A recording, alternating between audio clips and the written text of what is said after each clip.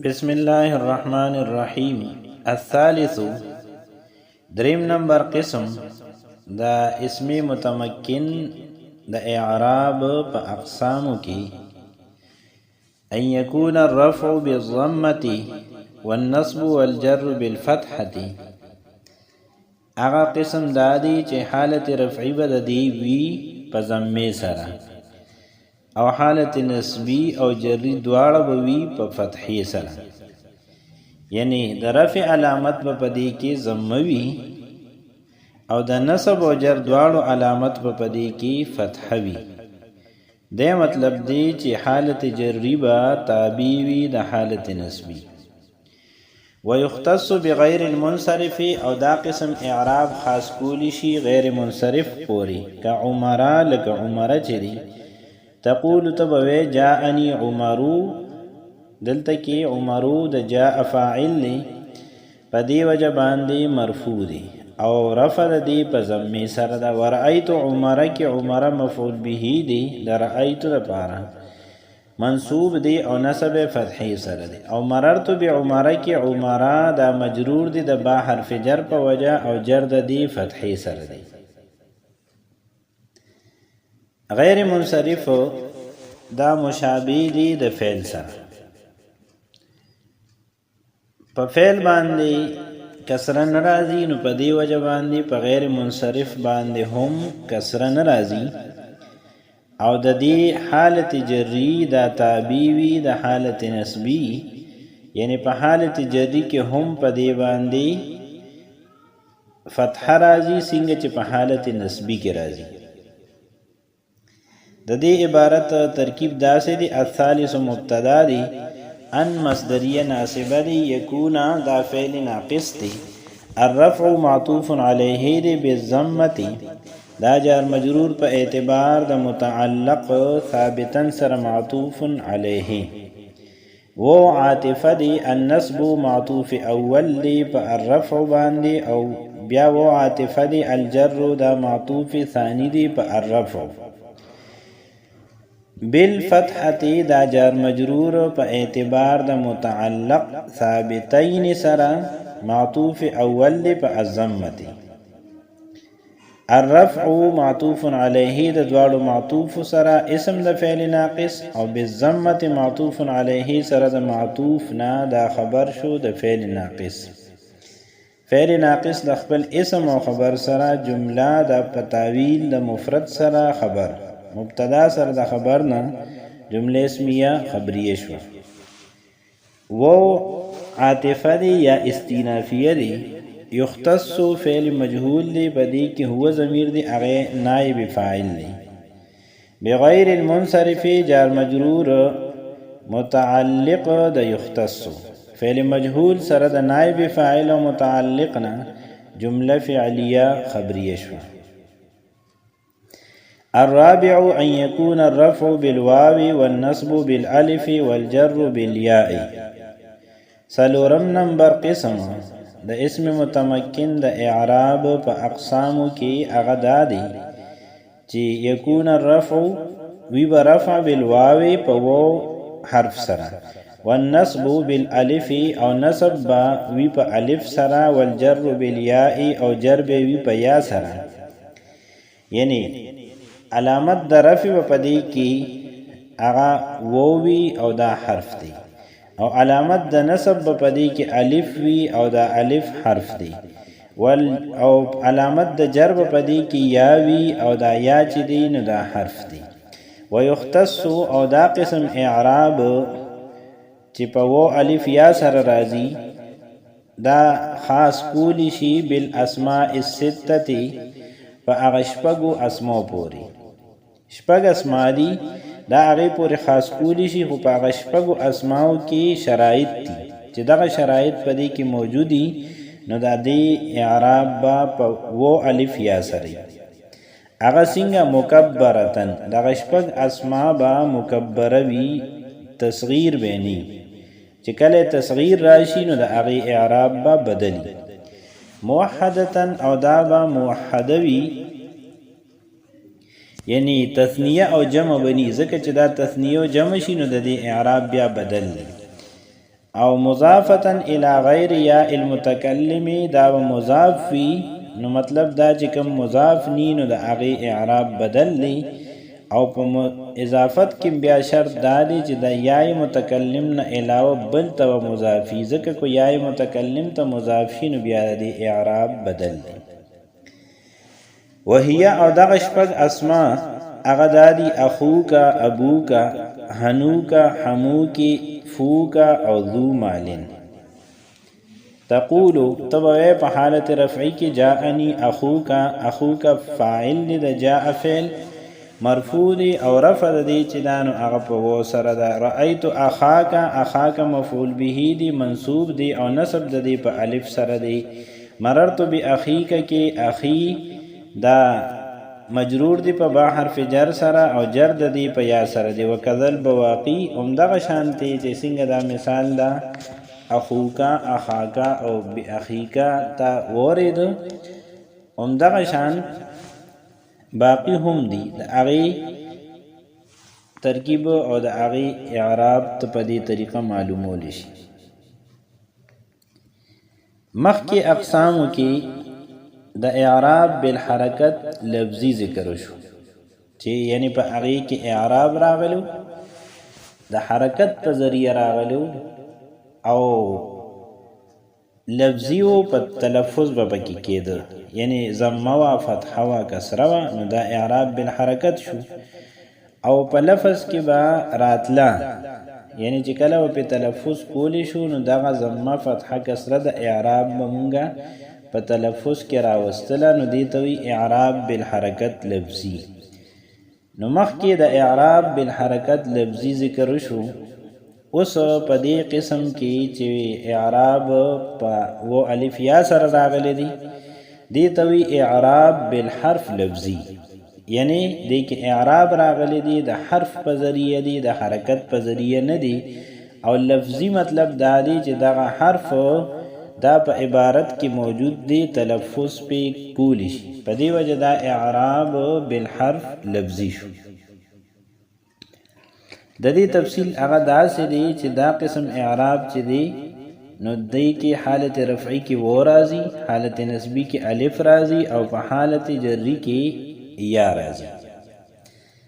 او دا اعراب دا سپور خاص دی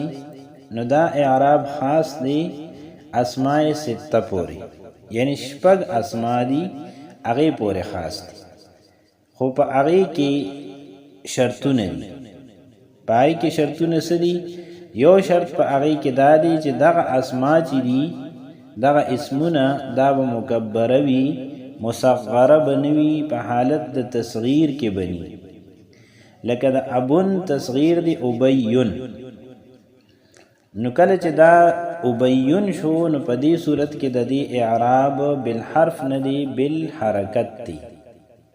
جاءنی ابین رأیت ابین مررت بابین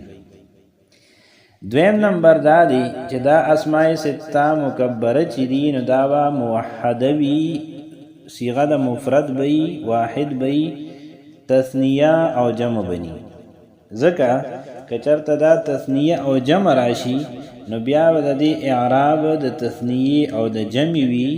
لکه څنګه چې ابوان دي جاءنی ابوانی رأیت ابوین مررت بابوین نو د هغه اعراب بیا اعراب د تثنیه دی او کو جمع راشي اباء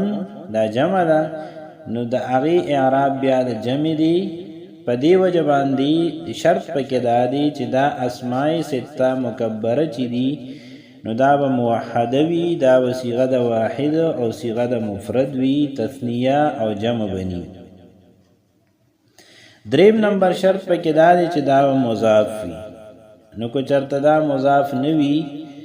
نو د دې اعراب هغه بیا اعراب د مفرد منصرف صحیح والی د مفرد منصرف صحیح چې کوم اعراب د حالت رفعی ضمه سره حالت نسبی فتحی سره حالت جری کسری سره دی نو د دې اعراب هم ومغشانی لکه جاءنی ابن رأیت ابن مررت بابن سلورم نمبر شرط پکې دا دی چې دا مضاف وي نو د یای متکلم نه علاوه یو اسم ظاهر ته مضافی یا کو اسم ضمیر ته مضافی نو هغه اسم ضمیر با یا د متکلم نوی بل سبی یعنی یا با د مخاطب ضمیری یا با د غائب ضمیری او یا با د جمع متکلم ضمیری د واحد متکلم چې کوم یای متکلم راځي دغه ضمیر بنی ځکه کچرته کې دا اسماء سته مکبره دا مضاف شي یا د متکلم ته نو د دې اعراب بیا اعراب بالحرف ندی بلکې د دې اعراب بیا اعراب بالحرکت دی او بل دا چې دا لفظیم ندی بیا د دې اعراب بیا اعراب بالحرکت تقدیری دی په تلفظ کې ناراضي مونږ به داسې وایو چې جاءنی ابي رأيت ابي مررت بابي په دریوانو صورتونو کې په اب باندې کسره راغله په دې وجه باندې په دې کې اعراب بالحرکت دی تقدیری دی پکې هر کله چې په دې کې دا څلور شرطونه موجود شي نو بیا به د اعراب بالحرف وی لفظي وی حالت رفعی به په و سره حالت نسبی به په الف سره او حالت جری به په یا سره اخون ستوي د اخون معنی د رور د اب معنی د پلار هانون چې دی نو دا د خزي یا د سړي شرمګا ته وي او حمون چې دی نو دا د خزي هغه رشتہ دار ته وي چې د خاون په وجه باندې د هغه پر رشتہ داري کې داخل شوی د ټولو نه اولین مطلب د دې لیور دی یعنی د خاون په وجه باندې چې د خزي کوم رشتہ دار جوړ شوی نای ته هم وي او فوهن چې دی نو دا خلی ته وي او ذو مالن دا مال والا ته وي دا اولنی درې چې دی نو دا ضمیر د مخاطب ته مضاف دی او حمو کی دا د واحد مؤنث مخاطب طرف ته مضاف دی دا ای وجه دا چې دا هم دا خاص دی خزي پوری د سړی نه راځي دا اولنی سلور چې دی په دې کې نو دا ناقص واوی دی په اصل کې دا سی دی اخ ون اب ون هن ون او حم ون په وزن دا فعل یعنی د فا فتحه ده او د عین کلمې سکون دی و بدی کې خلاف قیاس دا حذف شو او اعراب چې دی نو عین کلمې ته منتقل شو نو اخن ابن حمن هنن شو فو چې دی دا اجوفی واوی دی اصل کې دی فوهن په وزن د فلسن باندې نو ها پدې کې خلاف قیاس دا حذف شو د دې جمع افواهن راځي او کو اضافت نوي شوي نو په هغه صورت کې دا و چې دی نو دا د قرب مخرج د وجنا په میم بدلول شي نو چې دا فو هو دا مونږ وایو بغیر د اضافت نه نو فمن به وایو یعنی و په کې نه وایو میم به وایو او چې کله پدې کې و نشي ویلي میم ویلی شي نو د و د وجه نه چې کوم ضمه راغلی ده نو هغه واپس شي په اصل کې چې کوم فتحه ده په فا باندې نو هغه دوباره راشي ځکه دا په اصل کې فو هن د فلسن په وزن او ذو چې دی نو دا لفیفی مقرون دی دا په اصل کې و ذو په آخر کې دا و حذف کړی شو او د هغې چې کومه ضمه ده د و نو هغه مخکې ذال ته نقل کړی شو ذو ته جوړ شو او دا ذو چې دی نو دا همیشه د اسم ظاهر طرف ته مضافي په دې وجه باندې مصنف رحمت الله علیه د دې په مثال کې ذو مالن ذکر کړي اسماء سته مکبره دا مفرد دي د دې مطلب دا دی چې دا اصل دی ځکه مفرد دا اصل وی په نسبت سره تثنیه او جمع ته خودلته یو خبره ده هغه دا ده چې دا مفرد دی اصل دی او په اعراب کې یعنی یو اعراب بالحرف دی یو اعراب بالحرکت دی نو پدې کې دا اعراب بالحرکت اصل دی نو اسماء سته مکبره دا اصل دی دا مفرد دی نو دیل پکارو اصلی اعراب. اصلی اعراب مطلب اعراب بالحرکت. نو دیتا اعراب بالحرف ورکڑی شو دا ہو فرعی اعراب دی دا اصل اعراب ندی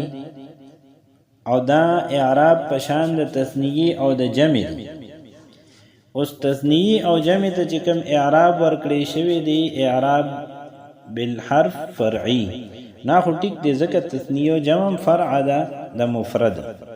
او اعراب بالحرف فرع دا اعراب بالحرکت. خو دا اسماء سته مکبره دا خو